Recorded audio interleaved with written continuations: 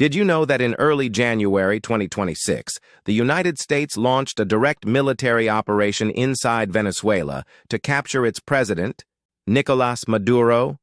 In a surprise strike on Venezuelan ground, U.S. forces attacked key military infrastructure and took Maduro and his wife, Celia Flores, into custody. This wasn't a simple arrest. It was a large-scale operation involving over 150 military aircraft, special forces, cyber and electronic warfare, and months of planning. Today, we'll break down what happened, how it was planned and executed, who was involved, and what the goals were, explaining every key event in clear, simple terms. Chapter 1. What happened? In the early hours of January 3, 2026, the United States launched an intervention known as Operation Absolute Resolve, a coordinated military and law enforcement action targeting Venezuela. Around 2 a.m. local time, U.S. aircraft bombed air defenses and military sites in Caracas, the capital of Venezuela. Special forces entered Maduro's heavily fortified compound and made their way through, killing most of its army, until they found Maduro. Maduro and his wife were captured on Venezuelan territory and taken under armed guard. They were later flown to the United States, where they were placed into federal custody in New York City to face charges including narco-terrorism and drug trafficking. The operation was over in just a few hours, but took a lot of effort and planning. Chapter 2. Why was it executed? This operation did not happen overnight. For months, tensions between the U.S. and Venezuela had been rising. For example, on November 17, 2025, Trump said he was open to holding talks with Maduro as pressure was rising, but this statement did not result in formal dialogue. Also, on November 21st, Trump and Maduro spoke by phone with Trump urging him to step down under specific conditions, but Maduro refused the terms and cooperation stalled. U.S. officials argued that Maduro's government was deeply involved in drug trafficking, corruption, and actions that threatened U.S. national security. Later on, the Trump administration increased pressure on Maduro's government, with sanctions, intelligence activities, and a growing military presence in the Caribbean to counter what Washington described as threats. So the operation was planned to capture him and bring him to justice. Chapter 3. Who was involved? The operation was carried out by a combined U.S. force under the Department of Defense, including the following: U.S. Army, U.S. Air Force, U.S. Navy and Marines, Coast Guard, Army Delta Force, 160 the Special Operations Aviation, FBI, Hostage Rescue Team, CIA and other intelligence units, Cyber Command and Space Command, Drug Enforcement Administration. The elite unit at the center of the capture was Delta Force, officially known as 1st Special Forces Operational Detachment Delta. Delta Force is the U.S. Army's most elite counterterrorism and direct action unit, highly trained for dangerous, high-precision missions. Some people may say that it was the same team who conducted the raid that killed Osama bin Laden in 2011, but that mission was carried out by Navy SEAL Team 6. Delta Force is a similarly elite team. You may have heard of Delta Force before. This is the elite unit involved in special operations, such as raids against high-value targets and direct action missions around the world. For example, some of the cases they were involved are Operation Acid Gambit, 1989, Panama. The mission: rescue U.S. citizen Kurt Muse from prison. Delta operators assaulted a heavily guarded prison in Panama City during the U.S. invasion of Panama.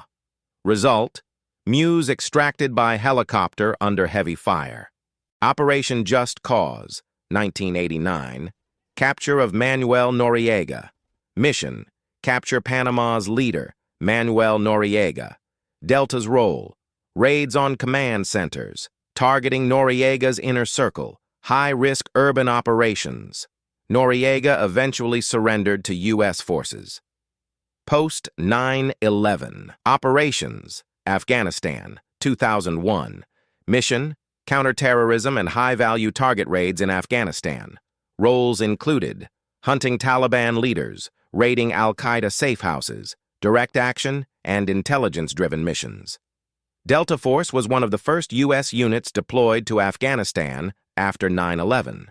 Iraq War, high-value target raids, 2003 to 2011. Mission: capture or kill insurgent leaders. Delta's role: night raids, intelligence fusion with CIA, dismantling insurgent networks. Delta Force was central to the hunt for Saddam Hussein, though his final capture involved other U.S. forces. This picture indicates the place where he was found, and this one here represents Saddam's hiding place. Delta Force operators were among those hunting ISIS leader Abu Bakr al-Baghdadi, though the final raid was carried out by SEAL Team 6. These are just some examples of Delta Force missions, and many other who haven't been confirmed on purpose. The exact number of Americans involved, including Delta Force operators, in the Venezuelan mission has not been disclosed, but reports indicate that more than 150 aircrafts involved, including an RQ-170 Sentinel low observable reconnaissance drone who was used to follow Maduro's movements, strike aircraft to neutralize Venezuelan air defenses so they wouldn't be able to attack their incoming aircrafts, EA-18G Growler electronic attack aircraft to jam radars and communications, and MH-60M Black Hawk helicopters to carry elite Delta Force Special Operations Forces right onto Maduro's compound. Chapter 4. How long was the plan in the making? According to reporting, the planning for this mission stretched back months before January 2026. In late December, a Justice Department memo outlined the legality and timing of the plan, including preparations to neutralize air defenses and carry out cyber and electronic warfare to blind Venezuela's military response. U.S. intelligence teams had reportedly been gathering information on Maduro's movements and residence for months. The date was chosen carefully, not only for weather conditions, but also because planners expected that many Venezuelan forces would be on leave or less alert because of the holidays, reducing the risk of a prolonged fight. This extended planning period meant that by the time the operation began, forces had a detailed pattern of life understanding of Maduro's routines and security, increasing the chances of surprise and success. It could surprise you to know that the Special Forces team had recreated Maduro's compound to be able to practice their plan and memorize it. If you are enjoying this video, please like, subscribe, and activate the bell to see upcoming videos. It would really help and motivate me to keep creating content. Stay until the end to hear about Maduro giving an autograph to this rapper. Chapter 5. How did it actually happen? The operation began just before 2 a.m. in Caracas, when more than 150 U.S. aircraft launched simultaneous precision strikes on key targets, including La Carlota Air Base, the Fuerte Tiuna military complex, major communication centers like El Volcán, and the port of La Guaira to block any escape by air or sea. Guided weapons destroyed radars, anti-aircraft systems, antennas, and military vehicles, causing widespread power outages and cutting Venezuelan command communications, while electronic jamming created a safe window for helicopters to move in undetected. This initial bombardment served two purposes: to prevent Venezuelan defenses from tracking or shooting down incoming aircraft, to create shock and confusion among defenders, increasing the element of surprise. At 2:01 a.m., once air defenses were compromised, helicopters carrying special forces, including Delta Force and supporting units, flew at low altitude into Caracas to avoid detection.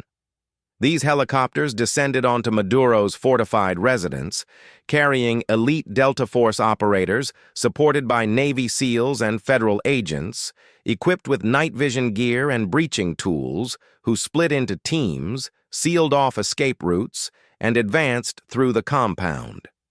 They met resistance from the Presidential Guard, including Cuban guards, about 30 of whom were killed.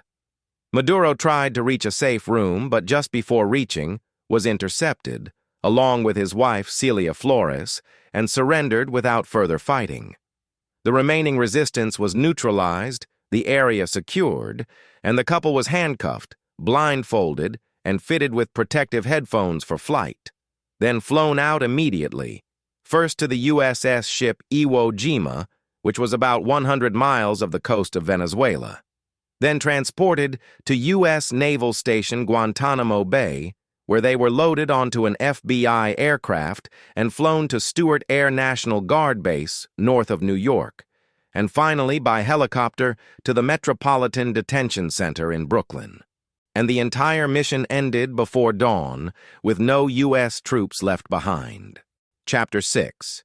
Casualties and Immediate Aftermath. According to multiple sources, there were no U.S. fatalities during the mission. However, 7 U.S. operators were injured, primarily due to ground fire and debris from the raid.